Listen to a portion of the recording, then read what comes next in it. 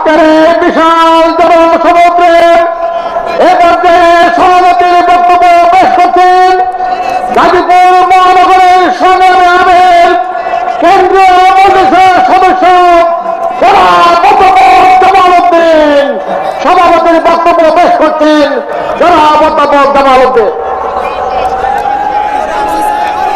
ইন্নাল হামদুলিল্লাহ ওয়াসসালাতু ওয়াসসালামু আলা রাসূলিল্লাহ ওয়া আলা আলিহি ওয়া সাহবিহি আজমাইন। বাংলাদেশ জামাত ইসলামী গাজীপুর জেলা এবং মহানগরী কর্তৃক আয়োজিত আজকের এই নির্বাচনী জনসভার সম্মানিত প্রধানমন্ত্রী, আগামী দিনের প্রধানমন্ত্রী, বাংলাদেশ জামাত ইসলামীর আমির, সংগ্রামী জনতা জনাব ডাক্তার শফিকুর রহমান, জামাত ইসলামী নেতৃবৃন্দ, সংগ্রামী গাজীপুরবাসী ভাই এবং বোনেরা, আইন শৃঙ্খলা রক্ষাকারী বাহিনীর ভাইরা, আসসালামু আলাইকুম।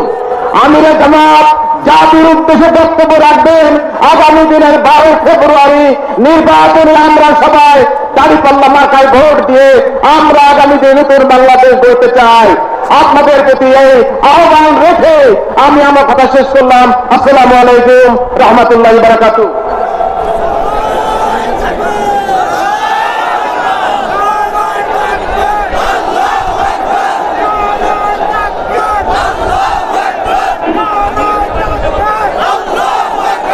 সংগ্রামী গাজীপুরবাসী,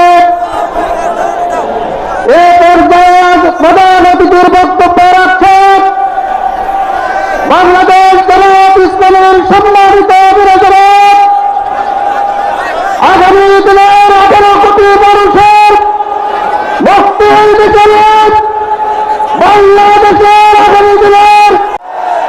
আপনাদের মনে আছে জুলাই গণ অভ্যুত্থানে গণহত্যার কথা? যদি মনে থাকে তাহলে আগামী 12 তারিখে এই দাঁড়িপাল্লা সাতলাটালি থেকে শুরু করে 11 দলীয় জোটের সকল প্রার্থীকে আপনারা ভোট দিয়ে জয়যুক্ত করবেন।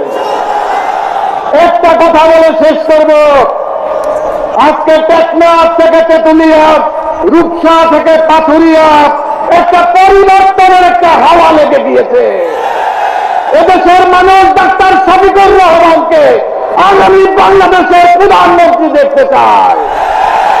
এজন্য একটি দলের স্বপ্ন খারাপ হয়ে গিয়েছে।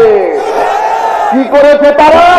সারা বাংলাদেশে তাদের নেতা কর্মীরা বলছে যদি 11 দলীয় জোট ক্ষমতায় আসে তাহলে মেয়েরা চাকরি করতে পারবে না, আমাদের মা বোনেরা সবাই বোরকা পরে বের হতে হবে। তারা সকল অপপ্রচার তারা শুরু করেছে।